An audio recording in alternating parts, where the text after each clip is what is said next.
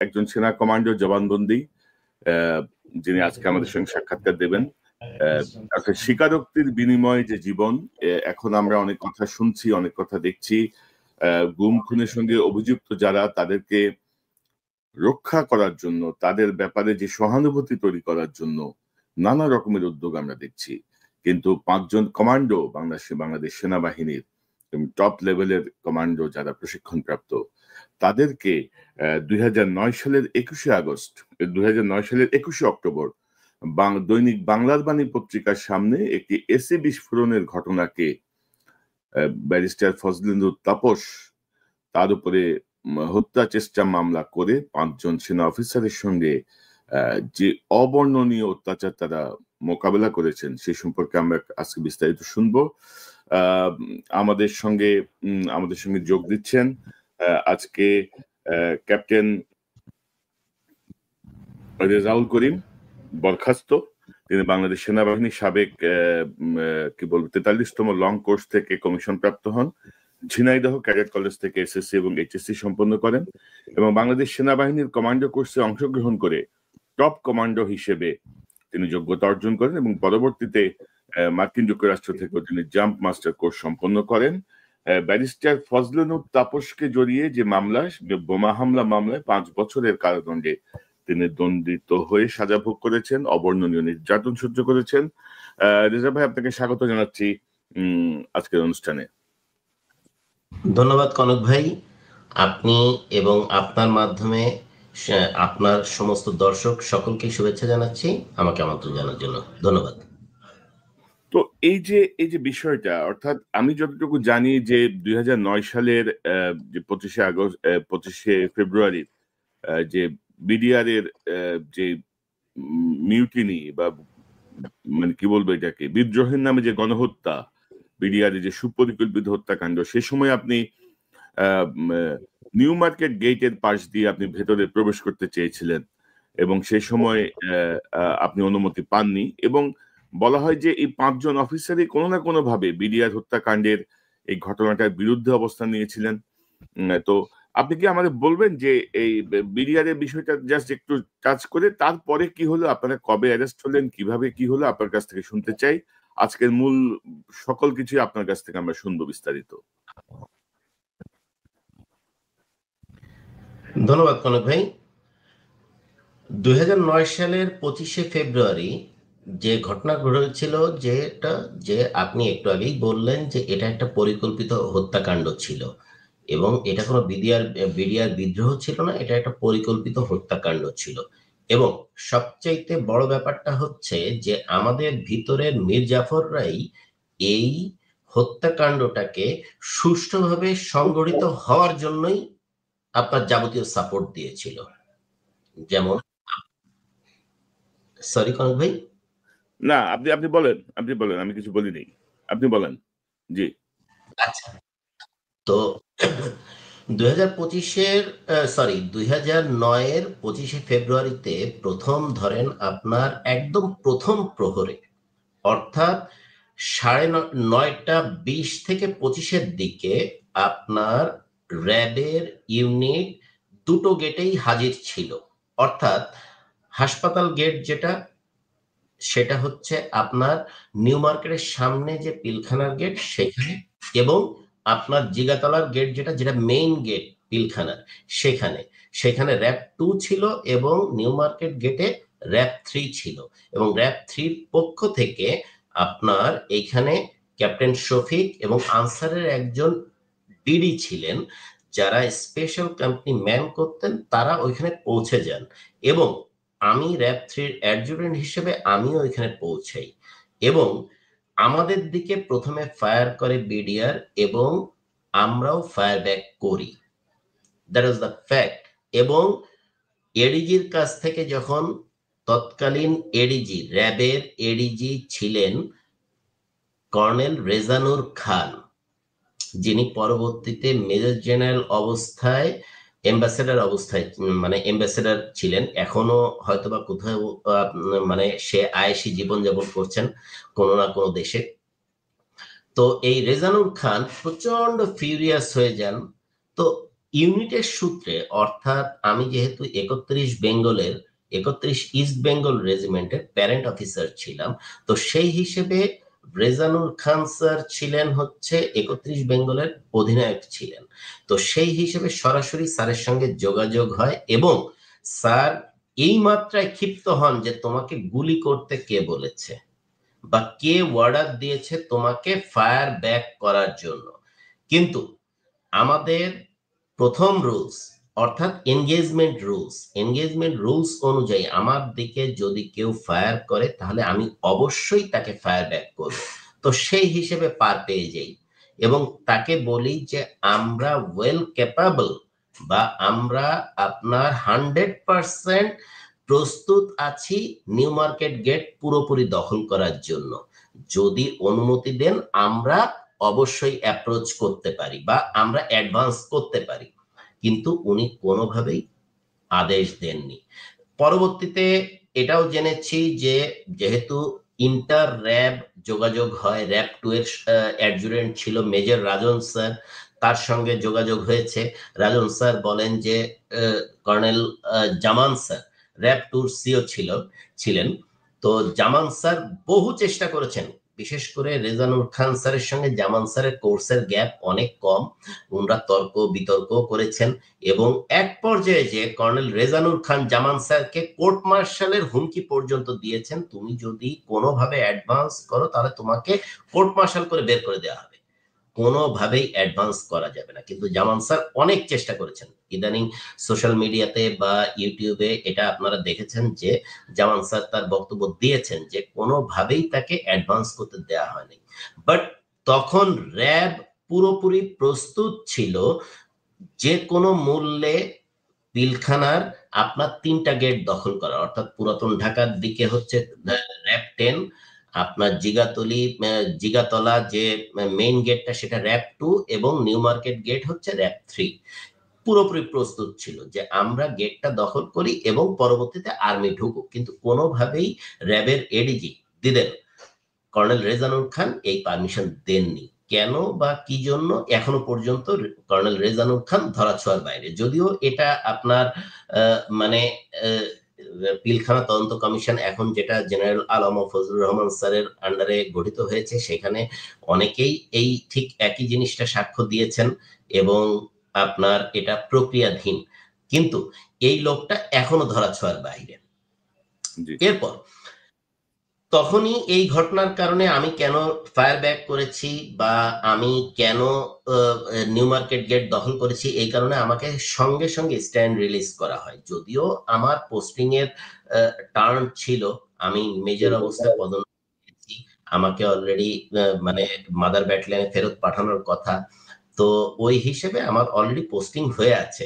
কিন্তু তারপরও র্যাবে যেহেতু অফিসার শর্টেজ ছিল আমাকে ছাড়েনি। কিন্তু ওই সময়ে সঙ্গে সঙ্গে আমাকে স্ট্যান্ড রিলিজ করা হয়, অর্থাৎ স্ট্যান্ড রিলিজ মানে তৎক্ষণাৎ বদলি, আমাকে ফেরত পাঠানো হয় আমার মাদার ব্যাটালিয়ন কমান্ডো ব্যাটালিয়নে। তো কমান্ডো ব্যাটালিয়নের একটা উইং ছিল হচ্ছে আপনার ঢাকার যেটা বেলম্যান হ্যাঙ্গার ছিল 13 এমপি ইউনিট, যে এই জায়গাটাতে একটা বেলম্যান হ্যাঙ্গার ছিল, সেই বেলম্যান হ্যাঙ্গারে আমি চলে আসি। আর 17 ইঞ্জিনিয়ার স্বতন্ত্র ব্রিগেড, মানে যেটা ঢাকায় স্বতন্ত্র ইঞ্জিনিয়ার্স ব্রিগেড রয়েছে, এখানে সমস্ত এমআইএসটির অফিসার যারা ছিল তারা বের হয়ে এসে তারা অস্ত্র নিয়ে, এবং 46 ব্রিগেড তারাও সবকিছু তাদের আর্মামেন্টস নিয়ে আবাহনী মাঠে জড়ো হয় এবং আমাদেরকে বলা হয় যে কমান্ডোরা থাকবে, প্রথমে থাকবে হচ্ছে কমান্ডোরা, সরি আর্মার্ড, তারপরে থাকবে কমান্ডোরা, তারপরে হচ্ছে আপনার সাধারণ যে মানে পদাতিক বাহিনী এপিসি নিয়ে তারা ঢুকবে। তো আমরা ওইভাবেই রেডি হই, কিন্তু 3 দিনে কোনো আদেশ আসেনি। 3 দিনের দিন যে আমরা বিডিআর ভিতরে যে আপনার লাশ রিসিভ করি শুধু, বা গণকবর খুঁড়ে বের করি, বা আপনার এই মর্মান্তিক দৃশ্যগুলো অবলোকন করি। এটাই হচ্ছে পুরো ঘটনা ভাই। জি, মানে এটা হচ্ছে আপনার আপনার ধরেন মানে প্রেক্ষাপটটা আর কি, যে কারণে আপনাকে ফাঁসানো হয়েছিল। তো এই ঘটনা ধরেন বিডিআর এর ঘটনা 7 মাস পরেই 2009 সালেরই 21শে অক্টোবর তাপসের উপর যে বোমা হামলার যেই নাটকটা আমরা দেখলাম, বিভিন্ন পত্রিকায় সংবাদ হয়েছে বা সবকিছু মিলিয়ে, এটার সাথে আপনাদেরকে কিভাবে সম্পৃক্ত করা হলো, আপনি কিভাবে গ্রেপ্তার হলেন, গ্রেপ্তারের পরে কি হলো, একটু বিস্তারিত শুনতে চাই আপনার কাছ থেকে। যে আপনি মানে সার্ভিং একজন অফিসার, একটা টপ কমান্ডো, আপনার ইউনিফর্মের ব্রাদাররা আপনাদের সঙ্গে কিভাবে ট্রিট করেছিল সেই সময়, এটা একটু জানতে চাই বিস্তারিত।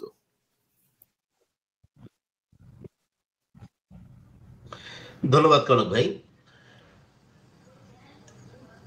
এখন নানাভাবে কোশ্চেন আসতে পারে যে তাপসের উপরে এই ঘটনায় কেন আমি। তো এই কোশ্চেনটা আসলে সব জায়গাতেই আমরা মানে আমরা এই মানে দেশে আমরা আছি এখন 4 জন, এটা ফেস করি। তো এর সবচেয়ে মজার ব্যাপার হচ্ছে যে আপনি শুনলে অবাক হবেন কনক ভাই, যে আমরা যখন আপনার মানে পিলখানাতে ছিলাম, অর্থাৎ কমান্ডো ব্যাটালিয়ন থেকে আমরা পিলখানাতে আমরা কমান্ডো হিসেবে ঢুকলাম।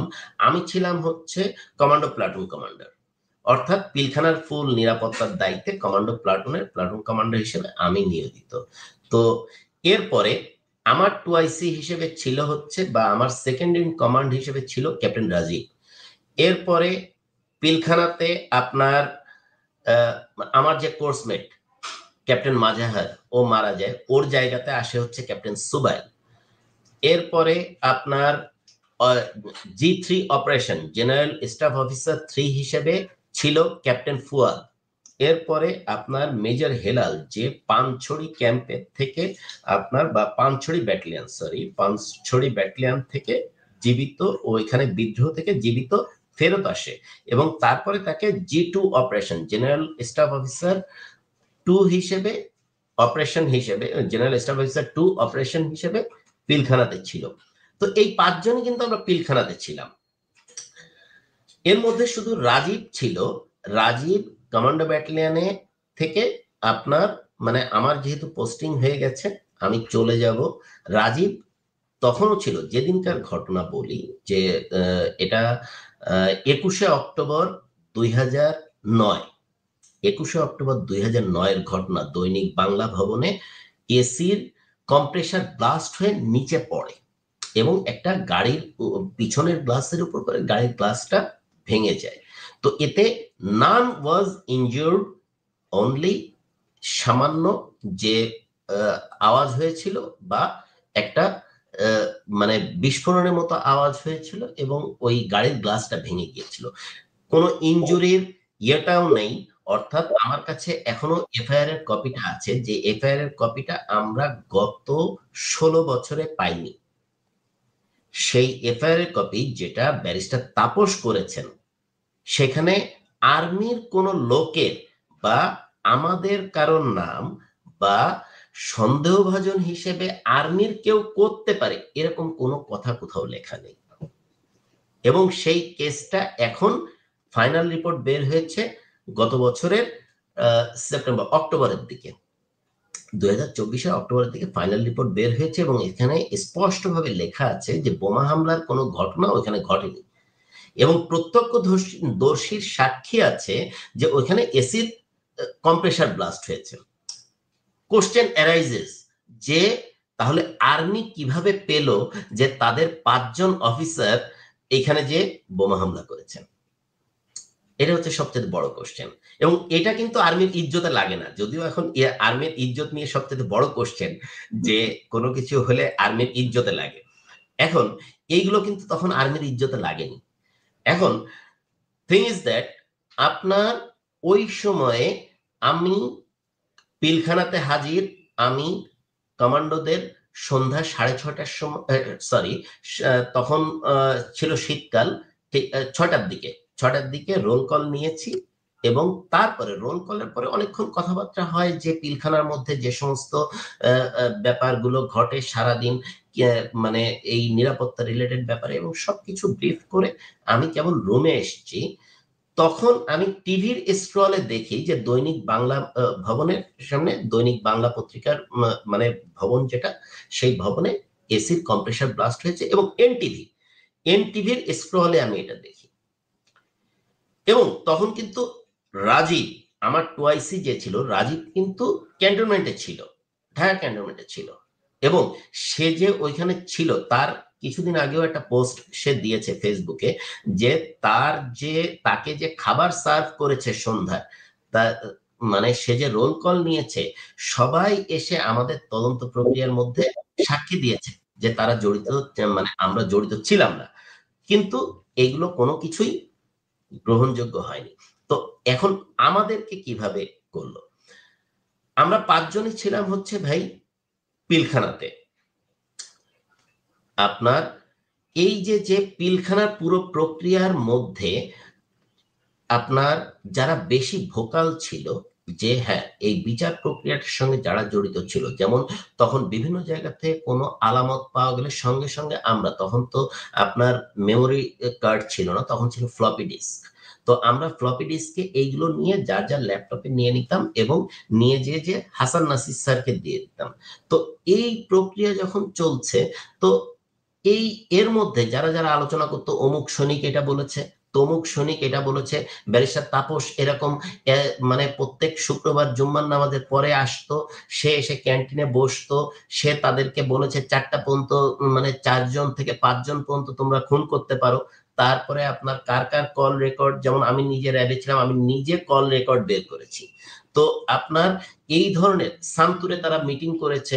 তো এই ধরনের জিনিসগুলো যখন এসছে, মানে নানক, সরি নানক না, মির্জা আজম এসে, সে যখন সাদা পতাকা নিয়ে এসে প্রথমে খুঁজেছে যে গুলজার সাহেবকে মারা হয়েছে কিনা।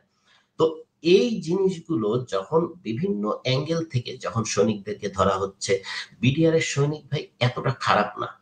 বিডিআর এর সৈনিক অনেক সুশৃঙ্খল এবং অনেক ভদ্র সৈনিক, এবং তারা মারাত্মক মাত্রায় ডাইহার্ড, এবং অফিসারদের জন্য তারা জীবন পর্যন্ত দিতে পারে, কিন্তু সেই অফিসারদেরকে তারা মারতে পারে। অ্যাবসার্ড। এখন আমাদেরকে ঠিক যেমন আমাকে একদম ইউনিফর্ম পরা অবস্থায় সন্ধ্যাবেলায় নিয়ে আসে। জিনিসটা ছিল যে আপনার 21শে অক্টোবর 2009 যখন এই ঘটনাটা ঘটে, প্রথমে আপনার প্রথম 2 দিন ছিল হচ্ছে যে এটা এসিড বিস্ফোরণ, অল অন এ সাডেন এটা হয়ে যায় যে বোমা হামলা। 3 দিন পরে, 3 দিন কি 4 দিন পরে এটা বোমা হামলা হয়ে যায়, এবং সবার প্রথমে অ্যারেস্ট করে হচ্ছে মেজর ডালিমের ভাই, মেজর বজলুর হুদার ভাগনা, তারপরে কর্নেল রশিদের মেয়ে মেহনাজ রশিদ, এরকম 7 জনকে তারা অ্যারেস্ট করে এবং তাদেরকে চরম মাত্রায় নির্যাতন করে। অল অন এ সাডেন আপনার এই প্রথম আলো এবং আপনার ডেইলি স্টার, এই দুটোতে ডিবিডিসি মনিরুল এবং আপনার তৎকালীন র্যাবের ইন্টেলিজেন্স ডিরেক্টর এই খুনি জিয়া, তো এই 2 জন আপনার প্রথম স্টেটমেন্টটা মনিরুল সাহেব দেয় যে আর্মির 7 জন সদস্য, দেখেন এখানে কনক ভাই, 7 জন সদস্য, 7 জন সদস্য তারা তাদের ব্যক্তিগত আক্রোশের কারণে প্রতিশোধ নেয়ার ইচ্ছায় এখানে বোমা হামলা করে। সবচেয়ে মজার ব্যাপার হচ্ছে ওই 7 জনের মধ্যে 2 জন তখন মিশনে ছিল, এই জন্য ওই 2 জন তখন বাদ হয়ে যায়। এই 5 জন আমরা ছিলাম, এই 5 জনই আপনার পিলখানাতে ছিলাম। সবার প্রথমে আমাকে নিয়ে আসে এবং আমাকে আপনার এক্স্যাক্টলি সন্ধ্যা 7:30টার দিকে আমার রানার এসে বলে যে স্যার আপনার সঙ্গে ডিজিএফআই এর কিছু লোক এসে কথা বলবেন। তো আমি কথা বলি, সে তখন তার পরিচয় দেয় এবং বলে যে স্যার আপনাকে আমাদের সঙ্গে একটু যেতে হবে। তো আমি তখন আমার সিও কে ফোন করি, লেফটেন্যান্ট কর্নেল আনোয়ার, উনি কমান্ডো ব্যাটালিয়নের সিও ছিলেন। তো স্যার বলেন যে দেখো আমি তো কোনো কিছু জানি না, ঠিক আছে আমি জিজ্ঞাসা করছি ডিএমও কে, তো তুমি যাও। ডাইরেক্টর মিলিটারি অপারেশন কে এর আন্ডারে হচ্ছে পুরো কমান্ডো ব্যাটালিয়ন থাকে। তো আমি তাদের হাইয়েস্ট গাড়িতে ওঠা মাত্রই আমাকে বলে স্যার কিছু মনে করবেন না, আপনার চোখটা বাঁধতে হবে এবং হাতটা বাঁধতে হবে। আমি স্টিল ইউনিফর্ম পরা, আমি তখন ইউনিফর্ম পরা এবং আমার চোখ তখন, আমি আসলে বলার মতো কোনো স্কোপ নেই, আমি শুধু বলি যে আমাকে 1টা মিনিট সময় দেন, আমি অন্তত যে আমার আন্ডার কমান্ডসকে যেন বলতে পারি যে রাজীব যেন দায়িত্ব বুঝে নেয়, আমার পার্সোনাল গাড়িও পিলখানার মধ্যে ছিল। সেই গাড়িটা যেন রাজীব আমার বাবার কাছে বা মার কাছে বুঝিয়ে দেয় বা ফ্যামিলির কাছে বুঝিয়ে দেয়, এবং দায়িত্বটা যেন রাজীব বুঝে নেয়। শুধু এই একটা জিনিস বলে যে স্যার এটা আপনার বলার দরকার নেই, আমরা এটা বলে দিব, আপনি চিন্তাই করেন না, আপনি খালি আমাদের উপরে এই আদেশটা আছে যে আপনার চোখ বাঁধতে হবে, হাতটা বাঁধতে হবে। তো তারা চোখ বেঁধে ফেলে, হাত পিছনে বেঁধে ফেলে। এরপরে নিয়ে আসে তারা হচ্ছে জেআইসিতে। এখন জেআইসি কিভাবে বুঝতে পেরেছি, যেটা হচ্ছে যে যারা নিয়ে এসেছিল তারাই, কারণ হচ্ছে তারাই তখন বলে যে এটা স্যার আপনাকে জেআইসিতে নিয়ে যাচ্ছি। তো জেআইসি শোনা মাত্রই, যেহেতু তার আগে তত্ত্বাবধায়কের টাইম ছিল, জেআইসি শোনা মাত্র জয়েন্ট ইন্টারোগেশন সেল, যেটা হচ্ছে আয়নাঘরের প্রধান আয়নাঘর, প্রধান আয়নাঘর হিসেবে পরিচিত। তো জেআইসিতে একটা রুমের মধ্যে এভাবে রাখে এক্স্যাক্টলি 7 দিন। 7 দিনের মধ্যে এক্স্যাক্টলি যেটা টর্চারের মাত্রা যেটা ছিল, যে আমার কাছে সবচেয়ে বড় কষ্টের কারণ, মানে যে এই আর্মি অফিসারদের জন্যই, মানে আমার আসলে ওইখানে নিউ মার্কেট গেটে সেদিন আমি কোনো কথা না বললে আজকে যারা কর্নেল, যারা লেফটেন্যান্ট কর্নেল, আল্লাহ পাক ভালো জানেন যে কার কপালে কি আছে। কিন্তু মানে আমিও আমার কোর্সের প্রথম সারির একজন। তো হয়তোবা আল্লাহ পাক ভালো জানেন যে এরকম হয়তোবা পরিস্থিতি তৈরি হতো না, কিন্তু মানে যাদের জন্য কথা বলেছি, যাদের পরিবারের জন্য কথা বলেছি, তারা আমার উপরে অত্যাচার করছে, এই জিনিসটা আসলে কোনোভাবে মেনে নিতে পারি। এই জন্যই সবচেয়ে বেশি কষ্ট হচ্ছিল জেআইসিতে, যে পরিমাণ নির্যাতন।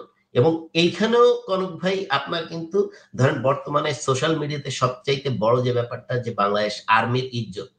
তো তখন আমাকে এক্স্যাক্টলি ডেকোরেটেড একটা আর্মির ইউনিফর্ম পরা অবস্থায় আমাকে নির্যাতন করাতে তখন কিন্তু তাদের ইজ্জত যায়নি, সঙ্গে সঙ্গে তারা এটা করতে পেরেছে। এরপরে এক্স্যাক্টলি 7 দিন পরে আমাকে মানে আমি গন্ধ শুকে বুঝতে পারি যে খুব পশ একটা অফিসে নিয়ে আসা হয়েছে। চোখ খোলার পরে দেখি কর্নেল সালে, দিদেন কর্নেল সালে, যিনি মেজর জেনারেল সালে অবস্থায় রিটায়ারমেন্টে গিয়েছেন বিএমটিএফ থেকে, এবং বিএমটিএফ এর তিনি ডিজি হিসেবে ছিলেন। এবং কিছুদিন আগে পত্রিকাতে, প্রথম আলো পত্রিকাতেই তার ব্যাপারে রিপোর্ট বের হয়েছে যে উনি এনআইডির ডিজি ছিলেন এবং তার নামে 32টা পাসপোর্ট। তো এই হচ্ছে কর্নেল সালের স্ট্যাটাস। তো আপনি কি আমাকে বলবেন এখন ধরাছোঁয়ার বাইরে। জি, জিআইসিতে নির্যাতনের মাত্রাটা কি ছিল, বা নির্যাতনের মাধ্যমে তারা কি জানতে চাচ্ছিল, বিস্তারিত একটু কি বলবেন আমাদেরকে? আচ্ছা, সবচেয়ে বড় ব্যাপার হচ্ছে কনক ভাই, জেআইসিতে নির্যাতনের মাত্রাটা ছিল এক্স্যাক্টলি মানসিকভাবে ভেঙে দেয়া। অর্থাৎ সারা একটা সময় আমার কানের পাশে মারাত্মক মাত্রায় সাউন্ড দিয়ে আপনার ইরিটেট করা, এবং সবচেয়ে বড় ব্যাপার যে আমার কানের পাশে আপনার কুকুরের আওয়াজ, যে কুকুর এখনই কামড় দিবে, বাট আপনার কোনো সময় আমাকে একটা সেকেন্ডের জন্য ঘুমাতে না দেয়, এইভাবে একটানা 7 দিন। এটাই ছিল হচ্ছে নির্যাতনের ইয়েটা। বাট এই জিনিসটা আপনার মানে নর্মালি যেটা হয়, আমি ভাই কমান্ডো, অর্থাৎ হিউম্যান হ্যান্ডেলিং যদি বলেন, যে কমান্ডো কোর্স করার সময় শত্রু ধরলে কি পরিমাণ মার খেতে পারে, সেই ধরনের ট্রেনিং আমাকে দেয়া।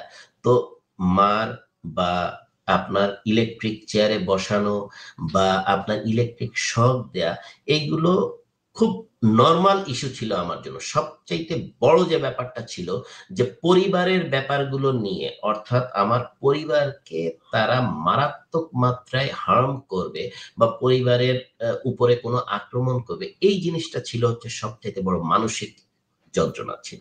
তাছাড়া আপনার ধরেন আমারই তো ব্রাদার অফিসার, ব্রাদার এট আর্মস যাদেরকে বলি, সেই ব্রাদার এট আর্মসই আমার উপরে অত্যাচার করেছে। আমার ধরেন এই বুড়ো আঙ্গুলের যে বুড়ো আঙ্গুলের ইসে যে ক্রোকোডাইল ক্লিপ দিয়ে ইলেকট্রিক শক দেয়া, আমার পায়ের বুড়ো আঙ্গুলে ইলেকট্রিক শক দেয়া, বা আপনার ইলেকট্রিক চেয়ারের মধ্যে বসিয়ে ঘুরানো, আপনার উল্টা করে ধরে ওয়াটার ট্রিটমেন্ট দেয়া, সব ধরনের পলিসি তারা করেছে। শুধুমাত্র তাদের একটাই উদ্দেশ্য, মানে জানা বা তাদের একটাই মানে চাওয়া ছিল যে শুধুমাত্র যে আমরা এই 5 জন মিলে ব্যারিস্টার তাপসের উপর বোমা হামলা করেছি, যেটা তারা একটা সিকোয়েন্সিয়াল ওয়েতে করার চেষ্টা করেছিল। অর্থাৎ আমি যদি আপনাকে এটার পুরো সিকোয়েন্সিয়াল ব্যাখ্যাটা দেই, লাইক আপনি যদি কনক ভাই মানে মনে থাকে, যেটা হচ্ছে কোটালীপাড়ায় মুফতি হান্নানের মানে মুফতি হান্নান একটা বোমা হামলা করে মানে করার একটা ইয়ে ছিল, তার উপরে মামলা ছিল। অর্থাৎ হাসনাত আব্দুল্লাহর সাবানের ফ্যাক্টরি, সেটাতে মুফতি হান্নান সাবান তৈরি করতেন এবং কোটালীপাড়াতে এরকম বোমা পুঁতে রাখা ছিল, মানে রাখা ছিল, যেটা মুফতি হান্নান রেডি রেখেছিলেন শেখ হাসিনাকে মারার উদ্দেশ্যে। এবং সেই জিনিসের পর গণভবন শেখ হাসিনা 1 টাকা দিয়ে লিখে নেন। ঠিক একইভাবে আমাদের এই কেসটা ছিল আপনার পুরো জিনিসটা যে শেখ পরিবারের উপরে হামলা হয়েছে এবং শেখ পরিবারের কেউই নিরাপদ না। শেখ পরিবারের আজীবনের নিরাপত্তা আইনটা পাশ করা, শেখ পরিবার আজীবন, তাদের নাতি নাতির নাতি সবাই আজীবন এসএসএফ বা জেড ক্যাটাগরির নিরাপত্তা পাবে। এবং আমাদের ঘটনাটা যখন মিডিয়াতে প্রচন্ড মাত্রায় প্রকাশ করা শুরু হলো, তখন আপনার সংসদে এই আইনটা পাশ করা হয়। তো ইট ওয়াজ মানে দিস ওয়াজ দ্য ফ্যাক্ট যে আমাদের এই আইনটা এস্টাবলিশ, মানে এই কেসটা এস্টাবলিশ করার মূল কারণটা ছিল এটা। ভাই আচ্ছা, তো এরপরে আপনাদেরকে নিয়ে গেল কোথায় জিজ্ঞাসাবাদের জন্য? জেআইসি থেকে ভাই 7 দিন পরে এক্স্যাক্টলি আমাকে যখন কর্নেল সালের রুমে নিয়ে যাওয়া হয়, চোখ খোলা হয়, তখন আমার সামনে কর্নেল সালেকে বসা দেখি। এবং কর্নেল সালে আর হচ্ছে তৎকালীন পররাষ্ট্র সচিব ছিল মিজানুল কায়েস, তার ছোট ভাই ইমরুল কায়েস, ব্রিগেডিয়ার ইমরুল কায়েস। আপনি এখনো পর্যন্ত গুগলে যদি ছবি সার্চ করেন যে এই ইমরুল কায়েস বিডিআর গেটের সামনে যখন কর্নেল হাকিম মানে ব্রিগেডিয়ার হাকিম তার এপিসি আটকে রেখে পালিয়ে যান, তার সামনে ইমরুল কায়েস দাঁড়িয়ে আছে, কোনোভাবে তারা ঢুকতে দেয়নি। এবং এই ইমরুল কায়েস এবং কর্নেল সালে তৎকালীন এমপি এমিলি, আজম, নানক, তাপস এবং যুবলীগের বেশ কিছু লোকজন সহ সাদা পতাকা সহ প্রথম আর্মি দাঁড়িয়ে আছে নপুংসকের মতো, সাদা পতাকা নিয়ে তারা পিলখানার মধ্যে ঢোকে। এই ইমরুল কায়েস এবং আপনার কর্নেল সালে, এই দুইজনকে দেখি এবং খুব হাস্যোজ্জ্বল ভাবে তারা বলে, দেখো একটা জিনিস মানে এসছে, এই জিনিসটা, এই ঘটনাটা এসছে আসলে ডিবি এবং র্যাবের থেকে। ডিবির ডিসি মনিরুল এবং র্যাবের জিয়া এই জিনিসটা নিয়ে এসছে যে তোমরা 5 জন মিলে একটা বোমা হামলা করেছো। সবচেয়ে আশ্চর্য ব্যাপার কনক ভাই, আমি প্রথমেই বলি যে স্যার, এর চাইতে বেইজ্জতির আর কোনো কিছু হতে পারে না যে আপনার 5 জন কমান্ডো মিলে একটা লোকের উপরে আক্রমণ করেছে, যে একটা সামান্য কিছুও কেউ আহত হয়নি। আর মানে ব্যারিস্টার তাপসকে মারতে একটা গুলি এনা, একটা পিস্তলের গুলি এনা, আর সেখানে 5 জন কমান্ডো মিলে একটা বোমা হামলা করেছে, সেখানে কেউ আহত হয়নি। এর চাইতে স্যার বেটার আমাদেরকে আপনি 21শে আগস্টের গ্রেনেড হামলার সঙ্গে পেঁচান, সেটাতে অন্তত 23-24 জন মারা গেছে, এতে ইজ্জতটা বাঁচবে। কারণ এখানে 5 জন কমান্ডের মধ্যে ভাই আমি টপ করে, আমি আমেরিকার থেকে কোর্স করা, মানে হেলাল স্যার, অর্থাৎ আমাদের সিনিয়র যিনি হেলাল স্যার ছিলেন, উনিও টপ করে, উনি চায়নার থেকে কোর্স করা, রাজীব নেপাল থেকে কোর্স করা, ফুয়াদ ইউকে থেকে কোর্স করা, সবাই টপ করা এবং সবাই বাইরে থেকে কোর্স করা এবং সবাই ব্রিলিয়ান্ট অফিসার। মানে আমি মাফ চাচ্ছি যে আমি ব্রিলিয়ান্ট অফিসার বলছি, কিন্তু জিনিসটা হচ্ছে প্রফেশনালি আমরা ডাম্প ছিলাম না ভাই। তো সবচাইতে বড় ব্যাপারটা যে মানে এত সিম্পল একটা, এবং আমার কিন্তু পিস্তলের লাইসেন্স ভাই সেই 2006 সাল থেকে। তো ব্যারিস্টার তাপসকে মারতে বোমা হামলার প্রয়োজন হয় না, ব্যারিস্টার তাপসকে মারতে পিস্তলে একটা গুলি না। মানে আমার কি দায় ঠেকা পড়ছে যে আমি ব্যারিস্টার তাপসকে মারতে যাব? তো এটাই সবচেয়ে বড় ইস্যু হয়ে দাঁড়ায় তখন, যে আপনার তারা বলে যে হ্যাঁ তোমরা এটা করছো, তাদের কাছে প্রমাণ আছে। তখন আমার প্রথম কোশ্চেন যে ঠিক আছে স্যার, কোন একটা কিছু করলে আপনি প্রমাণ করেন যে সোর্স অফ এক্সপ্লোসিভ লাগবে, বা আপনার এটা আমরা কোত্থেকে পেয়েছি, কিভাবে করেছি, সবকিছু লাগবে, আপনি প্রমাণ করেন। তো এরপরে শুরু হয় আমাদেরকে মেস বি তে পাঠিয়ে দেওয়া হয়। জেআইসির পাশে হচ্ছে অফিসার্স মেস বি, এটা হচ্ছে ডিজিএফআই অফিসের পিছনে উত্তর দক্ষিণ দিকে। তো মানে মেস বি তে আমাদেরকে প্রতিটা রুমে বাইরের থেকে তালা মেরে রাখা হয়, আমাদেরকে একটা ফ্লোর এবং পুরো মেসটাকে চারদিক দিয়ে ঘিরে রাখা হয়। এবং তখন প্রথম আপনার ইমামুল হুদা, ব্রিগেডিয়ার ইমামুল হুদাকে তদন্তকারী মানে সভাপতি, তদন্তকারী অফিসারদের একটা কোড অফ ইনকোয়ারি গঠিত হয়, তার তদন্তকারী বোর্ডের সভাপতি নিয়োগ করা হয় এবং তিনি বলেন যে এরা এত ডেঞ্জারাস অফিসার যে যে কোনো সময় সবকিছু ভেঙে পালা যেতে পারে, তো এদেরকে খুব ইয়েতে সিকিউর অবস্থায় রাখতে এবং রুমে রুমে তালা মেরে রাখা হয়। কোনো প্রকার কোনো ফোন ছিল না, কোনো যোগাযোগের ইয়ে ছিল না, এবং সবচেয়ে বড় ব্যাপার হচ্ছে আমার পরিবারও জানে না। এবং দুঃখের কথা কি বলবো কনক ভাই, যে আমাকে যখন 7 দিন পরে চোখ খোলে তার একদিন পরে আমার দুধ খাওয়া বাচ্চা তাকে আমার বাবা মার কাছে রেখে আমার বউকে পর্যন্ত তুলে আনা হয়। তো তখন বাংলাদেশ আর্মির ইজ্জত যায় নাই। তখন বাংলাদেশ আর্মির চিফ ছিলেন জেনারেল মবিন, তার ইজ্জত জানায় বা বাংলাদেশ আর্মির ইজ্জত জানায় যে আমার ওয়াইফকে তুলে নিয়ে এসছে ডিজিএফআই এবং 2 দিন রেখে দিয়েছে ডিজিএফআই অফিসে। আমার আব্বাও নেভি অফিসার ছিলেন ভাই, এবং আমার আব্বা তখন সরাসরি ডিজিএফআই চিফের সঙ্গে কথা বলেন। তখন ডিজিএফআই চিফ ছিলেন সাইফুল আবেদিন সাহেব, যিনি এখন এই মানে লাস্ট যে মানে চার্জশিট হয়েছে তাদের অন্তর্ভুক্ত। তো এরপরে মানে আমার আব্বা যখন সাইফুল আবেদিনের সঙ্গে কথা বলতে না পারেন, তখন যে আর্মি চিফের সঙ্গে দেখা করতে চান, আর্মি চিফ দেখা করতে চান, নেভি চিফের সঙ্গে দেখা করেন, নেভি চিফ দেখা করার পরে তারপরে নেভি চিফ আর্মি চিফকে রিকোয়েস্ট করার পরে যে আমার ওয়াইফকে ছাড়ে। দিস ইজ দ্য ফ্যাক্ট ভাই। হেলাল স্যারের ওয়াইফকে পর্যন্ত নিয়ে আসে। তো তখন আমাদের পরিবার সব শুদ্ধ নিয়ে আসে, কিন্তু তখন যে কোনো ইজ্জতের ব্যাপার ছিল না, বলা মাত্রই আমাদের সবাইকে এনে হাজির করে। আমার সারা বাংলাদেশে, আমি যেহেতু র্যাবে চাকরি করেছি ভাই, আমার সারা বাংলাদেশের সকল ব্যাংকের সকল অ্যাকাউন্ট চেক করে, আমার গাড়ি কে কিনে দিয়েছে, আমি কত টাকা দিয়েছি, আমার আব্বা কত টাকা দিয়ে, এভরিথিং। কোনো না কোনো ভাবে কোনো না কোনো দুর্নীতির কোনো কিছু বের করা গেলে যা মানে বের করার জন্য তারা হন্যে হয়ে লাগে, তখন কিন্তু বাংলাদেশ আর্মির ইজ্জতে লাগেনি। আর ব্রাদার এট আর্মস বলছেন ভাই যে তখন কেউ সাহস পর্যন্ত পায়নি যে আমাদের পক্ষে কিছু বলার। তো মেস বিতে আপনারা কতদিন ছিলেন বা সেখানে আপনারা কি করলেন? ওকে, কি করলো আপনাদেরকে? মেস বিতে ভাই আমরা মানে প্রথম যে তদন্ত বোর্ড সেটা 6 মাস মতো চলে। আমাদের মধ্যে ক্যাপ্টেন সুবাইল যে ছিল, ক্যাপ্টেন সুবাইল অলমোস্ট বিয়ের কথাবার্তা ছিল, তো 6 মাসের মধ্যে কিছুই বের করতে পারেনি। অর্থাৎ প্রথম তদন্ত বোর্ডের মানে সভাপতি ছিল হচ্ছে ব্রিগেডিয়ার জেনারেল ইমামুল হুদা, এবং কাকতালীয় ভাবে সে আমার ক্যাডেট কলেজেরই বড় ভাই।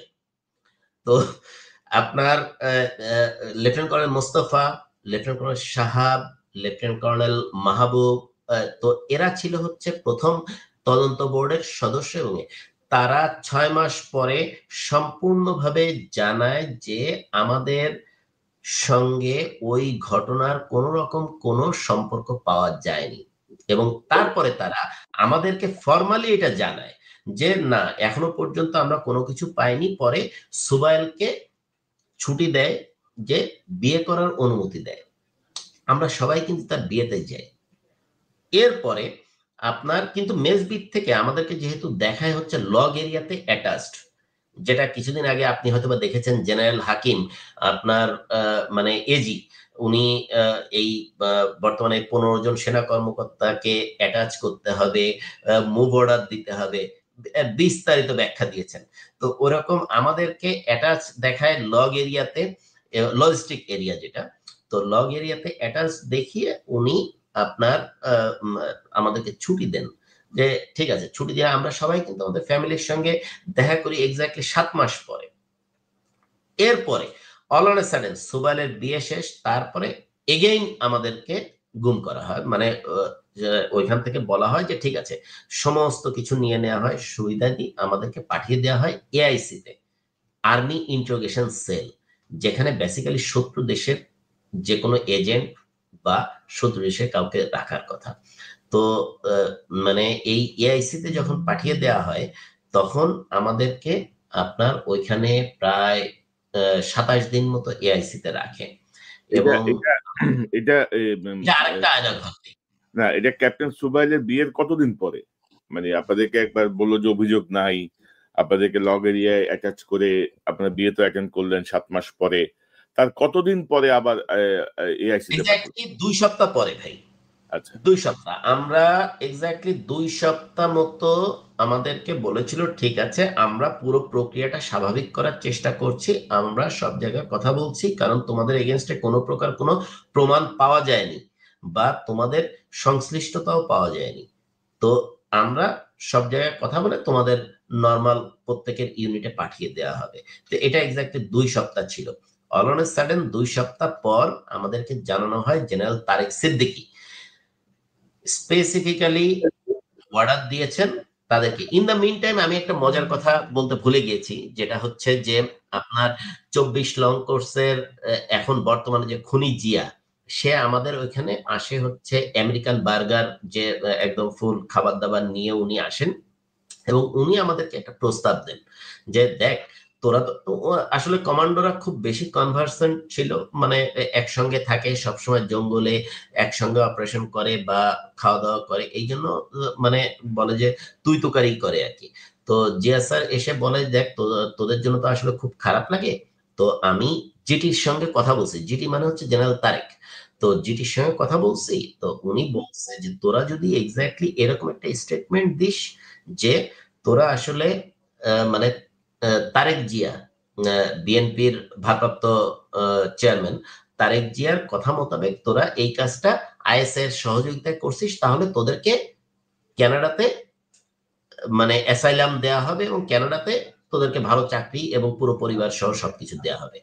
এক্স্যাক্টলি আমার এখনো মনে আছে এই জিয়াকে, অর্থাৎ জিয়া যে এই মাত্রায় ম্যানিয়াক হইতে পারে, আমি আসলে জিয়া জিয়া বলছি কিন্তু আসলে এইভাবে মানে এই লোকটা মানুষের পর্যায়ে পড়ে না। আপনার মানে কমান্ডো ব্যাটালিয়নে আমরা একসঙ্গে চাকরি করেছি। সবচেয়ে মজার ব্যাপার, এখন যিনি মানে ম্যাডাম খালেদা জিয়ার যিনি নিরাপত্তার দায়িত্বে আছেন যে কর্নেল তৌহিদ স্যার, তো কর্নেল তৌহিদ আমাদের সিও ছিলেন। তো জিয়া স্যার আমাদের আসলে পুরো জাহানাবাদ ক্যান্টনমেন্ট মানে সিলেট ক্যান্টনমেন্টের মানে কোন ব্যাটালিয়নে গরু লাগবে, তো এই গরু কেনা অফিসার হিসেবে উনি নিয়োজিত ছিলেন। অর্থাৎ সে গরু কেনাতে খুব এক্সপার্ট ছিল, যে উনি খুব দেখে দেখে অর্থাৎ গরুর নিচে দেখে বুঝতে পারতেন যে হ্যাঁ ঠিক আছে, মানে একটু ভালগার হচ্ছে যে এই গরুর বিচি একটু বড়, অর্থাৎ এই গরুর মাংস খাইতে মজা। তো এক্স্যাক্টলি এই ব্যাপারে উনি এত এক্সপার্ট ছিলেন এবং ক্যান্টিন চালাইতেন উনি। তো উনার দ্বারা পড়াশোনা বা উনার দ্বারা কোনো অপারেশন প্ল্যান করা বা উনার দ্বারা কোনো স্ট্র্যাটেজিক ব্যাপারগুলো বা আর্মির কোনো ব্যাপার উনার মাথার মধ্যে যেত না। উনাকে সবাই হাফ প্যান্ট বলেই ডাকতো, অর্থাৎ জিএল কমিশন মানে জিএল থেকে অর্থাৎ সৈনিক থেকে কমিশন প্রাপ্ত, এইভাবেই উনাকে ট্রিট করতো। বাট আল্লাহ পাক যাকে সম্মান দেন উনি উনার মানে ইয়েটা মানে এই পিলখানা ঘটনার পরে র্যাব 2 থেকে উনি 41 জন বিডিআর এর সৈনিক জেনারেল তারেকের সঙ্গে যোগাযোগ করে উনি 41 জন বিডিআর এর সৈনিক যারা সরাসরি সাক্ষী দিয়েছে যে তাপস আজম নানক জড়িত, এই 41 জন বিডিআর এর সৈনিককে উনি নিজে খুন করেন এবং এটা সাক্ষী পর্যন্ত আছে। ঠিক আছে ভাই। তো এখন আপনার যখন জিয়া স্যার এই প্রস্তাবটা দেন তখন ওই আমেরিকান বার্গারের প্যাকেটটা পুরোপুরি তার মুখে ছুঁড়ে মারি। আমি ছিলাম, হেলাল স্যার ছিল, রাজীবও ছিল, তার মুখে ছুঁড়ে মারি যে আপনি আমাদের ভাইয়ের রক্তের উপরে আপনি বেইমানি করতে আসছেন, আপনার সঙ্গে কোনো প্রকার কোনো কথাই নেই। পরে উনি চলে যান এবং তারপরে আমাদেরকে এআইসি তে পাঠা দেওয়া হয়। অর্থাৎ এটা আরেকটা আয়নাঘর, মানে বাংলাদেশ তো আসলে অনেক প্রকার আপনার জেআইসি, টিএফআই, তারপরে এআইসি, এরপরেও আরো মানে ডিবির এখানে অনেক আয়নাঘর ছিল। এই আয়নাঘরের মধ্যে সবচাইতে আর্মি ইন্টারোগেশন সেলটা হচ্ছে সবচাইতে জঘন্যতম আয়নাঘর, যেটাতে আপনার টর্চারের মাত্রাটা অস্বাভাবিক মাত্রা থাকে। এবং আরো একটা মজার ব্যাপার, যে আমি যখন কমান্ডো কোর্স করি তখন জিয়াসারও আপনার এসডব্লিউ স্পেশাল ওয়ারফেয়ার উইং এ ছিলেন। সবচেয়ে মজার ব্যাপার হচ্ছে ওইখানে আমাকেও গ্যাগ করা হয়, অর্থাৎ পা হাত সবকিছু পিছনে বেঁধে দাড়িপাল্লার মতো ঝুলায় রাখা হয়। তো এটা আসলে সাধারণত কমান্ডোতেই করে। তো এই আইডিয়াটা এআইসি পাওয়া মানে হচ্ছে এটা। এখানে আরো অনেকেই ছিলেন, আপনি হয়তোবা তাদের কারোর সঙ্গে কথাও বলেন। তো জিনিসটা হচ্ছে এর মধ্যে একজন মারাও গেছে। তো আলটিমেটলি সবচেয়ে বড় কষ্টের কারণটা হচ্ছে যে আমার এই সেনাবাহিনীর অফিসাররা যখন আমাকে এত নির্মম ভাবে অত্যাচার করতে পারে, ধরেন আমার লিগামেন্ট ছেঁড়া ছিল, আমার দুই পা দুই দিক থেকে ভেঙে দেয়। তো আমার পা এখন পার্মানেন্টলি ড্যামেজড, আমি নর্মালি ভাঁজ করে কোথাও বসতেই পারি না। তো এই এই কষ্টটা আসলে খুব কম ছিল। ধরেন তখন মানে একটাই খালি ফিল হইতো যে আমি আসলে কার জন্য কথা বললাম, আমি কার জন্য ফিল করলাম। এই কষ্টটাই সবচেয়ে বড় কষ্ট ছিল। তো এটা আসলে মানে বলার অপেক্ষা রাখে না। এর আগে আমরা মানে আমি দেখেছি যে অস্ত্র হারিয়েছে, তাকে এআইসি তে নিয়ে গেছে। অ্যামুনিশন হারিয়েছে, হাজার হাজার রাউন্ড অ্যামুনিশন হারিয়েছে, তাকে এআইসি তে নিয়ে গেছে।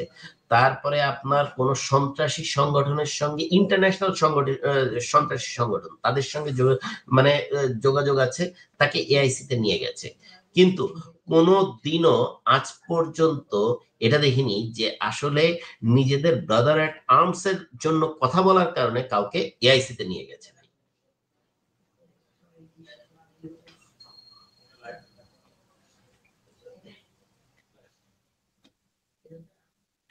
এআইসি তে তারা কি জিজ্ঞাসাবাদ করলো আপনাদেরকে, আমাদের সেই স্বীকারোক্তি? এআইসি তে সবচেয়ে বড় জিনিসটা ছিল হচ্ছে ভাই, আমাদেরকে শুধুমাত্র সাদা কাগজে আঙ্গুলে টিপসই দেয়া, এবং সমস্ত নির্যাতনই ছিল হচ্ছে পরিবার কেন্দ্রিক। আমাদের উপরে নির্যাতন করেছে। যেমন আমার সবচেয়ে বড় কষ্টের কারণ ছিল যে আমি প্রতিটা মুহূর্তে আপনার আমার আশেপাশের রুম থেকে মানে আমার সহকর্মীর চিৎকারের আওয়াজটা পেতাম। এর চাইতে বড় কষ্টের কারণ আর হতে পারে না। তাদের মেইন এটাই ছিল হচ্ছে, ঠিক আছে তোমাদের এটা বলতে হবে যে তোমরা এটা করছো, অর এলস তোমরা কোনোভাবে এখান থেকে জীবিত ফেরত যেতে পারবে না। এখন বলার তো কোনো স্কোপই নেই যে কিভাবে বলবো, অন্তত গল্পটা তো জানতে হবে যে না ঠিক আছে এইভাবে বলি, এইভাবে বললে পার পেয়ে যাব। কিন্তু গল্পটা যদি জানতাম তাও বলতে পারতাম। গল্প বলারও কোনো স্কোপ ছিল না। শুধুমাত্র হ্যাঁ ঠিক আছে, আমি আপনার তাদের কাছে, তারা আমাকে দোষী সাব্যস্ত করতে চায়, অন্তত আমার পরিবার পরিজন সেফ থাকবে, কি করতে হবে আমাকে। যে এই ফিলিংসটা মানে এর চাইতে আসলে নিকৃষ্ট ফিলিংস আর কোনো কিছু হতে পারে না। অসহায় ফিলিংস আল্লাহ পাক ভালো জানেন যে প্রতিটা মুহূর্তে তখন আমার মার চেহারাটা ভেসে উঠছে, যে আমার মা কিভাবে কান্নাকাটি করছে, বা আমার বাবা কি মনে করছে, বা আমার মানে আমি কিভাবে মানে এই জিনিসটা বিয়ার করব। সবচেয়ে বড় জিনিসটা ছিল হচ্ছে তাদের একটাই মাত্র ইয়ে, যে হ্যাঁ তোমরা এই বোমা হামলাটা করছো, তোমরা মানে এইভাবে এইভাবে মানে গেছো, কিন্তু কোনোটার সঙ্গে মিল নাই। আমি কিভাবে মিলাবো একটাকে আর একটার সঙ্গে। তো আলটিমেটলি এআইসি তে সবচেয়ে বড় প্রেশারটাই ছিল যে, যেমন আমি আপনাকে বলতে পারি কনক ভাই, যে সুবাইলকে তার ওয়াইফের ভিডিও দেখানো হয়েছে যে তোমার ওয়াইফ এখন এখান থেকে যাচ্ছে, এবং মানে তুমি বলো তুমি এইখানে আঙ্গুলের ছাপ দিবা কিনা। সবচেয়ে বড় ইস্যু এটা। তখন বাংলাদেশ আর্মির ইজ্জত যায়নি। এরপরে আপনার এআইসি থেকে সবাই যখন আঙ্গুলের ছাপটা দিয়ে দেয় যে না ঠিক আছে, সাদা কাগজে আঙ্গুলের ছাপ, সাদা কাগজে আঙ্গুলের ছাপ দিয়ে দেয় এবং 5 আঙ্গুলের ছাপই নেয়। আপনি দেখেন জাস্ট এইভাবে করে 5 আঙ্গুলের ছাপ নেয়, এইভাবে যে হ্যাঁ ঠিক আছে 5টা আঙ্গুলের ছাপ তারা নিতে পেরেছে, দ্যাটস অল। এরপরে আপনার বলে ঠিক আছে তোমাদেরকে একটা গল্পের দেওয়া হলো যে এই অনুযায়ী তোমরা এটা করছো। কিন্তু তখনও পর্যন্ত আমরা মানসিকভাবে ধাতস্থ না কিভাবে সম্ভব এটা। 27 দিন পরে আমাদেরকে আনা হয় হচ্ছে আর্মি হেডকোয়ার্টারের পাশে একটা পরিত্যক্ত, একদমই পরিত্যক্ত একটা বিল্ডিং আছে। সেই বিল্ডিং এ ঠিক একইভাবে প্রতিটা রুমে তালা মারা এবং চারিদিক দিয়ে ঘিরে রাখা হয়। এখানে যখন নিয়ে আসা হয় তারপরের দিন দেখলাম যে আবার একটা কোর্ট অফ ইনকোয়ারি বসছে এবং সেটারও সভাপতি হচ্ছে এই কুলাঙ্গার ব্রিগেডিয়ার ইমামুল হুদা। এবং সে তখন বলে ওকে জেন্টলম্যান, আমি এক্সট্রিমলি সরি যে আসলে প্রথম কোর্ট অফ ইনকোয়ারিটা মানে কোনোভাবেই আর্মির বা মানে টপ মানে তার বক্তব্যটা ছিল যে টপ লেভেলের পছন্দ হয়নি, জাস্ট তার বক্তব্য ছিল টপ লেভেলের পছন্দ হয়নি। তো এখন আবার নতুন করে শুরু হচ্ছে, তোমরা এআইসি তে যে বক্তব্য বা তোমরা যে কাগজে মানে সাইন দিয়েছো বা হাতের সিলমোহর দিয়েছো, তো এটা আমাদের কাছে আছে, এই অনুযায়ী তোমাদেরকে আবার নতুন ভাবে কোর্ট অফ ইনকোয়ারি শুরু করা হবে। তখন এক্স্যাক্টলি মানে ইমামুল হুদাকে বলি যে স্যার আপনি যে প্রমোশনের জন্য এই কাজটা করছেন মনে রাখবেন স্যার, এটা আল্লাহর মারে কিন্তু কোনো আওয়াজ নাই। আপনি এমনও হইতে পারে আপনি হয়তোবা কোনো প্রমোশনই আর পাচ্ছেন না, আল্লাহ পাক ভালো জানেন। এটা হয়তোবা কোনো একটা মানে ইমোশন থেকে হয়তোবা বলেছিলাম, কিন্তু ঠিকই সে এই ব্রিগেডিয়ার অবস্থাতেই রিটায়ারমেন্টে গিয়েছে রাজুকে প্রিন্সিপাল থেকে। তো আলটিমেটলি আমরা যখন আপনার ওইখানে সেকেন্ড কোর্ট অফ ইনকোয়ারি হয় এবং তার 2 দিনের দিন ওইখানে নতুন একজন অফিসার যুক্ত করা হয়, lieutenant colonel Mahmud most probably. উনি তখন বলেন যে তোমাদেরকে কোর্ট মার্শাল করা হবে, যেটা হচ্ছে ক্যামেরা কোর্ট মার্শাল। তো আমরা তখন বলি ঠিক আছে কোনো অসুবিধা নেই, আমাদেরকে কোর্ট মার্শাল করবেন, তা আমাদের ফ্রেন্ড অফ দ্য অ্যাকিউজড, তারপরে আমাদের মানে যে ঠিক আছে উইটনেস বা আইনগত সাপোর্টের সমস্ত বলে যে উনি বলেন সরাসরি ডিনাই করে বলেন যে তোমাদেরটা হচ্ছে বাংলাদেশের সেকেন্ড ক্যামেরা কোর্ট মার্শাল, যেটা কর্নেল তাহেরের একবার হয়েছিল, এবং তোমাদেরটা সেকেন্ড ক্যামেরা কোর্ট মার্শাল যেখানে কেউই থাকবে না, শুধুমাত্র তোমাদেরকে রায় পড়ে শোনানো হবে, দ্যাটস অল। এবং তারপরে মানে সবচেয়ে মজার ব্যাপার ভাই, কোর্ট মার্শালটা চোখে পর্যন্ত দেখিনি। কোর্ট মার্শাল যে হয়েছে কোর্ট মার্শালটা চোখে পর্যন্ত দেখিনি। একটা কোর্ট মার্শাল সাজানো হয়েছে, আমাদেরকে সেখানে নিয়ে যাওয়া হয়েছে, যে ওইখানে দাঁড়ানো কোর্ট মার্শালের সভাপতি কে বা সদস্য কারা কিছুই জানি না, কোনো কিছু জিজ্ঞাসা করা হয় নাই, স্ট্রেট ওয়ে আবার আনা হয়েছে। এবং মানে আমাদেরকে ঠিক তার 5 দিন কি 6 দিন পরে প্রথমে শুনেছি যে আমাদেরকে বাধ্যতামূলক অবসর দেয়া হবে। তো তবুও খুশি, ঠিক আছে এই যন্ত্রণা থেকে, এই বাংলাদেশ সেনাবাহিনী থেকে তো মুক্তি তো পাচ্ছি, এই মানে বিভীষিকাময় জীবন থেকে তো মুক্তি পাচ্ছি। তো ঠিক আছে বাধ্যতামূলক অবসর। অল অন সাডেন আমাদের কাছে একটা কাগজ এবং 5টা গাড়ি আসে, 5টা জিপ। 5টা জিপের মধ্যে আমাদের 5 জনকে 5 গাড়িতে উঠানোর পরে আমাদেরকে বলা হয় তোমাদেরকে 5 বছরের জেল দেওয়া হয়েছে এবং সেন্ট্রাল জেলে দিয়ে আসা হয় ভাই। তারপরে তো পুরো 2014 এপ্রিল পর্যন্ত আমরা জেলেই ছিলাম ভাই। তো এটা এই জেলই শেষ না ভাই, অর্থাৎ 2024-এর 5ই অগাস্ট হচ্ছে আপনার দেশ স্বাধীন হয়েছে, 2024-এর 8ই অগাস্ট পর্যন্ত আমার জন্যই একজন এসবির ইন্সপেক্টর কাফরুল থানাতে, আমার বাসা মিরপুরে, কাফরুল থানাতে পোস্টেড, যে শুধু আমি কোথায় যাই, বিএনপি বা জামাতের কোন নেতার সঙ্গে কথা হয় কিনা, দেশের বাইরে যাচ্ছি কিনা, শুধু এটার জন্যই পোস্টেড, দ্যাটস অল ভাই। মানে আপনাদের এই জাজমেন্টটা হলো নভেম্বরের 2010-এর দিকে? জাজমেন্ট হয়েছে হচ্ছে ভাই নভেম্বর 4 তারিখ 2010। জি। এবং এরপর থেকে আপনারা 5 বছর জেলে কাটালেন। 5 বছর জেলে কাটিয়েছি ভাই। তো আমি এই প্রসঙ্গটি আসছি, তার আগে দর্শকদেরকে দেখাতে চাই যে দর্শক, এই হচ্ছে সেই রেজানুর, এখন দাড়ি দুড়ি রেখে ফরেজগার হয়ে গেছে, বেশ মানে ভালো মানুষের ভান ধরছে। এদের যেখানেই পাবেন আপনারা চিনে রাখেন, বাংলাদেশে থাকলে বাংলাদেশে, দেশের বাইরে থাকলে দেশের বাইরে, দেশের বাইরে তাকে বয়কট করেন, আর বাংলাদেশে থাকলে তাদের ধরে থানায় দেন যে একটা খুনি, ক্রিমিনাল। এবং এই এবং হচ্ছে মজার ব্যাপার ফারুক ভাই, এই জায়গাতে একটা জিনিস বলতে ভুলে গেছি। এই রেজানুর খান, মানে আমার বাবা যখন তার কাছে খোঁজ নিতে গিয়েছে, সে তাকে বলেছে যে আপনার ছেলে বাংলাদেশের ইতিহাসে সবচেয়ে বড় সন্ত্রাসী। মানে সে সে আমার আগে সিও ছিল, অধিনায়ক ছিল, এবং তার কাছ থেকে আমার হাই এভারেজ এসিআরও পাওয়া, অ্যানুয়াল কনফিডেন্সিয়াল রিপোর্টও তার কাছ থেকে পাওয়া। মানে দেখেন যে মিনিমাম ধরেন একটু সুযোগ সুবিধা পাওয়ার আশায় এরা কিভাবে মানে মানে নিজের শপথের সাথে বেইমানি করে, নিজের পোশাকের সাথে বেইমানি করে, নিজের ব্রাদার অফিসারকে কিভাবে তারা ক্ষতিগ্রস্ত করে। আর দর্শক, এই লোক হচ্ছে ব্রিগেডিয়ার জেনারেল ইমামুল হুদা। এই আরেক গাদ্দার, এই আরেক ক্রিমিনাল, সেও হয়তো এখন দাঁড়িয়ে দুড়িয়ে রেখে দিছে, হয়তো পরেশগার সাজার চেষ্টা করছে, তাকে আপনারা চিনে রাখেন। আমরা এদের ব্যাপারে একটা অ্যালার্ট দিব খুব সহসাই, আরো দুই একজন সহ।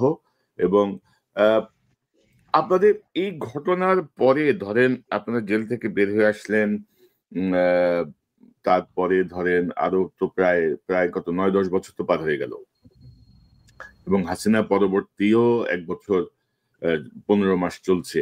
তো আপনারা কি কোনো আইনগত কোনো প্রতিকার চেয়েছেন?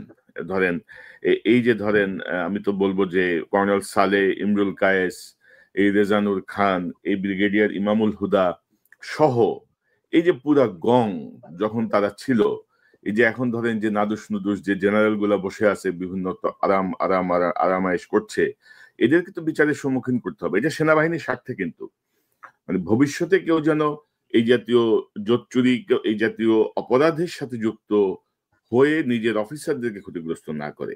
তো সেই জায়গাতে আপনারা কি ব্যবস্থা নিয়েছেন? আচ্ছা, ধন্যবাদ কনক ভাই।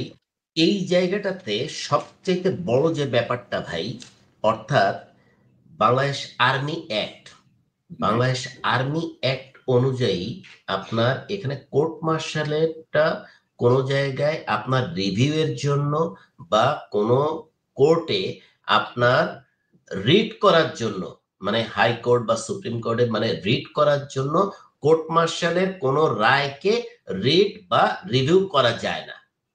এই জিনিসটাই হচ্ছে সবচেয়ে বড় বাধা। বাংলাদেশ আর্মি অ্যাক্ট হচ্ছে পুরোপুরি আপনার ব্রিটিশ আর্মি অ্যাক্ট অনুযায়ী চলে, ফুল ডুপ্লিকেট কপি ছিল। আপনার ব্রিটিশরা, ইন্ডিয়া বা পাকিস্তান সবাই তারা চেঞ্জ করেছে, সবাই চেঞ্জ করেছে।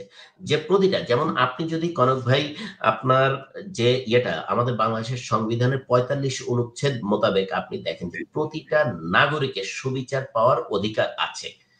আপনার যে যে কোনো, যেমন সদ্য সম্পর্কিত কোনো শৃঙ্খলমূলক আইনের যে কোনো বিধান উক্ত সদস্যের যথাযথ কর্তব্য পালন বা উক্ত বাহিনীতে শৃঙ্খলা রক্ষা নিশ্চিত করিবার উদ্দেশ্যে প্রণীত বিধানগুলি অনুরূপ বিধানের ক্ষেত্রে এই ভাগের কোনো কিছুই প্রযোজ্য হইবে না। দ্যাট মিনস আপনার বাংলাদেশ সংবিধানের 7, 26 এবং 27 এই অনুযায়ী আমি বাংলাদেশের একজন সৈনিক, আমি আবার বাংলাদেশের একজন নাগরিকও, কিন্তু আমার স্ববাহিনীর কোনো বিচারকে মানে আমি উচ্চ আদালতে নিতে পারছি না। কিন্তু আবার বাংলাদেশ সংবিধানের 34 অনুচ্ছেদ মোতাবেক বলছে প্রতিটা নাগরিক সম অধিকার পাবে। আবার মানে সুবিচারের জন্য তারা আবেদনও করতে পারবে। অর্থাৎ 34 অনুচ্ছেদ আর হচ্ছে 45 অনুচ্ছেদ সাংঘর্ষিক। এখন আপনার বাংলাদেশ ইদার আপনার বাংলাদেশ আর্মি অ্যাক্টকে আপনার মানে চেঞ্জ করা উচিত, যেটা মানে আমাদের পার্শ্ববর্তী দেশ ইন্ডিয়া, পাকিস্তান, এমনকি আমরা যাদেরটা পুরোপুরি ধার করেছি বাংলাদেশ, মানে Bangladesh manual of military law, আপনার এই মিলিটারি লটা আমরা যাদেরটা ফুল মানে কপি করেছি, সেই ব্রিটিশরা পর্যন্ত তাদের এই লটাকে এই জায়গাটাতে চেঞ্জ করেছে। কিন্তু আমরা এখনো পর্যন্ত চেঞ্জ করিনি। না কিন্তু জি ভাই। না কিন্তু আপনারা ধরেন আপনারা ৫ জন মিলে অন্তত হাইকোর্টে একটা রিট করা উচিত। প্রতিকার চেয়ে, ডাইরেকশন চেয়ে যে হ্যাঁ। আমাদেরকে তোমরা ডিরেকশন দাও যে আমরা এভাবেই নির্যাতিত, আমরা এভাবেই ক্ষতিগ্রস্ত। তো মানে এই সাংঘর্ষিক আইনটা আনেন সামনে। আপনারা একটা প্রতিকার চান অন্তত উচ্চ আদালতের কাছে। নিশ্চয়ই একটা সুফল বেরোনোর কথা।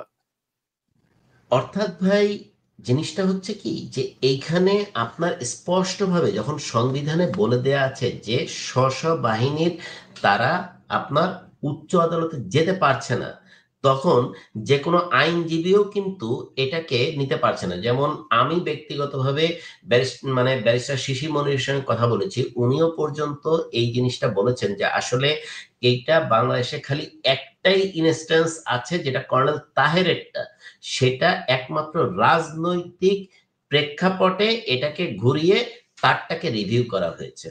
কিন্তু এখনো পর্যন্ত বাংলাদেশ আর্মিতে যাদের কোর্ট মার্শাল হয়েছে তাদেরকে আপনার কোন প্রকার, যেমন আপনি সুমন স্যার যে আপনার নিয়মিত গেস্ট আপনার অনুষ্ঠানের, সুমন স্যার এখনো পর্যন্ত কিন্তু এটা রিভিউ করতে পারছেন না বা কেস করতে পারছেন না যে যারা তাদের সঙ্গে অন্যায় করেছে এবং তার সঙ্গে যে মাত্রায় অমানবিক অন্যায় করা হয়েছে, যে সে যেভাবে জীবনে মায়া, যেমন আপনি নিজেও কনক ভাই যেভাবে করে দেশ থেকে মানে বের হতে পেরেছেন, এটা আল্লাহ পাকের অশেষ রহমত।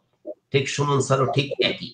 তো আপনার ধরেন সুমন স্যার এখনো পর্যন্ত কিন্তু উনি আমাদের ট্যাগ উইং এর ডিএস ছিলেন, মানে তার মতো ডাইনামিক অফিসার বাংলাদেশে খুব কম আছে।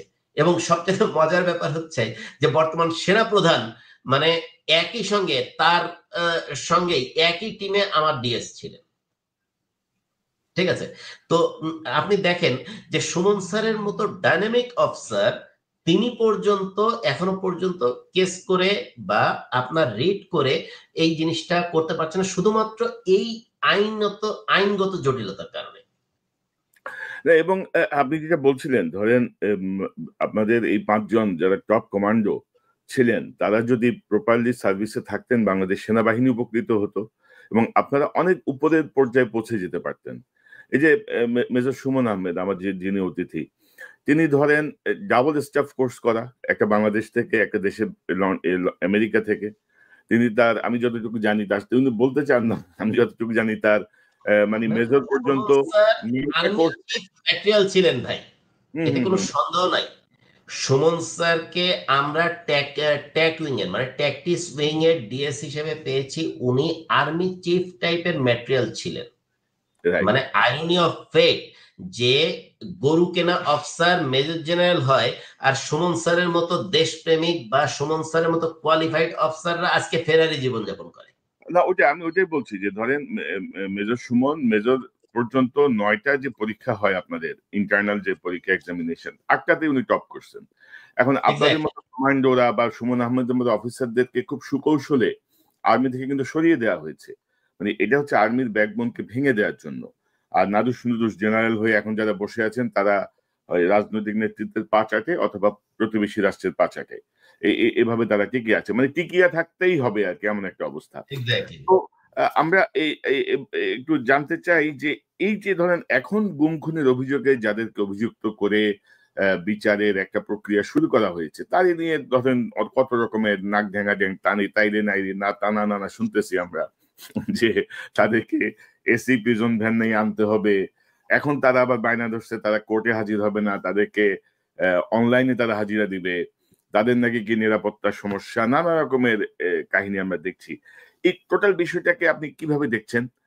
এবং আপনাদের সময়কার সেনাবাহিনী তো আর এখনকার সেনাবাহিনী মানে একই তো বাহিনী, তাই না? মানে আপনাদের প্রতি এতটা কি বলবো মানে বিমাতা সুলভ আচরণ কেন? এদের প্রতি এত দরদ উতলে উঠতেছে কেন? একটু সংক্ষেপে যদি বলেন, আমরা অনুষ্ঠানের শেষ দিকে একদম। আচ্ছা কনক ভাই, এটা আসলে মানে ভাষায় বর্ণনা করা সম্ভব না। কারণ হচ্ছে আপনি জানেন কিনা জানি না, যেটা হচ্ছে গত কিছুদিন আগেই আর্মির একজন অফিসার এবং নেভির একজন অফিসার, দুইজনই একজন মেজর আর একজন লেফটেন্যান্ট কমান্ডার, তো দুইজন এডব্লিউএল অ্যাবসেন্ট উইদাউট অন লিভ এবং বাংলাদেশ আপনার মানে স্টাফ কলেজ থেকে তারা স্টাফ কোর্স করছিল।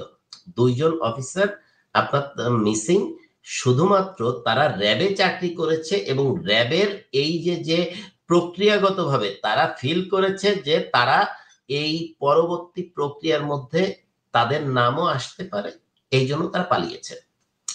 তো এটাতে কি আর্মির ইজ্জত যায়নি বা নেভির ইজ্জত যায়নি ভাই? ব্যক্তির কর্মকাণ্ডে কখনো প্রতিষ্ঠান লজ্জিত হতে পারে না ভাই। আমি ব্যক্তি রেজা, আমি যে অপকর্ম করেছি সেটা সম্পূর্ণভাবে আমার, এর দায়ভার কখনোই বাংলাদেশ আর্মির না। এখন জিনিসটা হচ্ছে ভাই, আপনার এই যে বর্তমান পরিস্থিতিতে যে 15 জন আর্মি অফিসারকে শেল্টার দেওয়ার জন্য বা তাদের জন্য আসলে এসি প্রিজন ভ্যান, আমি যেটা জানি ভাই যে এটা ইউএস এমবাসি হয়তোবা গিফট করেছে এবং ওই গিফটটা এমন সময় করেছে যে টাইমেই আপনার এই 15 জন সেনা কর্মকর্তার মানে কোর্টে নিয়ে যাওয়ার কথা। তো আলটিমেটলি হতে পারে এটা কাকতালীয়, কিন্তু কথাটা হচ্ছে ভাই, মানে আমি যেমন আমার কথা বলি ভাই, আমাকে ডান্ডা বেড়ি পরিয়ে যখন বের করেছে ঢাকা জেল থেকে যে 5 জনকে 5 জেলে পাঠিয়ে দেওয়া হবে, আমার পায়ে ডান্ডা বেড়ি, হাতে হাত করা, দুটো একসঙ্গে বাঁধা। আমার মা দূর থেকে দাঁড়িয়ে, আমার আর কোনো ভাই বোন নাই ভাই, তো আমার মা দূর থেকে দাঁড়িয়ে রাস্তার উপরে শুয়ে পড়ে মানে বুক চাপে কাঁদছে। এই কষ্ট কিভাবে?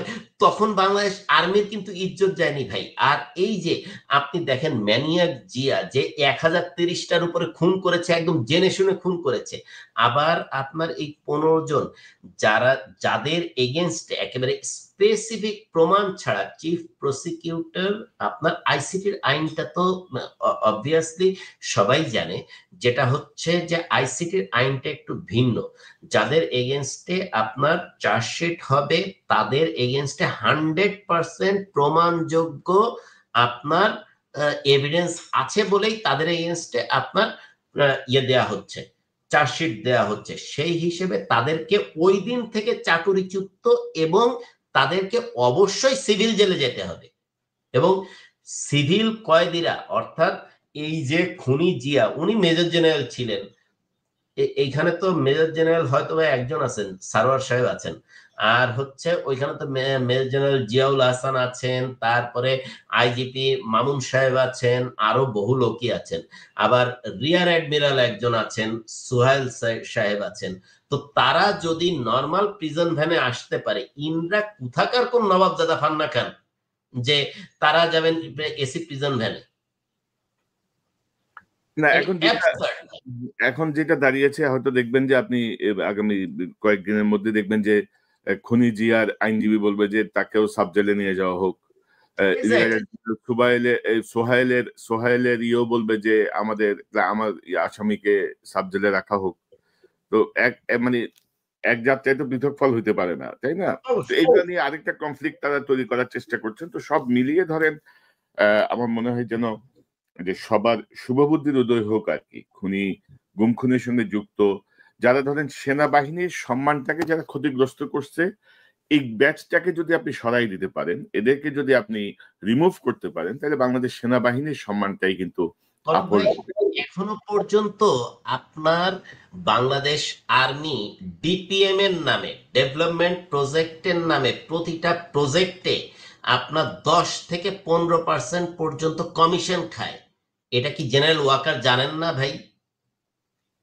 এর আগে যারা খাইছে ইঞ্জিনিয়ার্সে আপনার প্রতিটা প্রজেক্টের এগেনস্টে, যে সমস্ত কনস্ট্রাকশন প্রজেক্টের আপনার 10 থেকে 15% পর্যন্ত অথরাইজড কমিশন খাচ্ছে বা এটা ব্যবসা ফেদে বসছে, এটা কি মানে বর্তমান সেনাপ্রধান জানেন না? তো এতে কি ইজ্জত যাচ্ছে না ভাই? তাই তো। তো এখন দেখা যাক। আমার মনে হয় যে আজকের এই আলোচনায় আপনার যে স্টেটমেন্ট বা আপনি যা বললেন, আপনার জীবনের গল্প, জীবনের রিয়েল লাইফ স্টোরি, এটা নিশ্চয়ই আমাদের সেনাবাহিনীতে যারা কর্মরত আছেন তারা তো বটেই, বিভিন্ন পর্যায়ের কর্মকর্তা, সৈনিক সবাই দেখবেন। এটা তাদের মনের মধ্যে, অর্থাৎ 2009-এর পরে এই পরিমাণ একটা হলোকাস্ট তৈরি করে রাখা হয়েছে, কেউ আসলে সাহসও করে না যে যোগাযোগ করার, বা কেউ সাহস করে না মুখ ফুটে কোনো কিছু বলার। তো আলটিমেটলি এটা শেষ কোন জায়গায় সেটা আল্লাহ পাকই ভালো জানেন।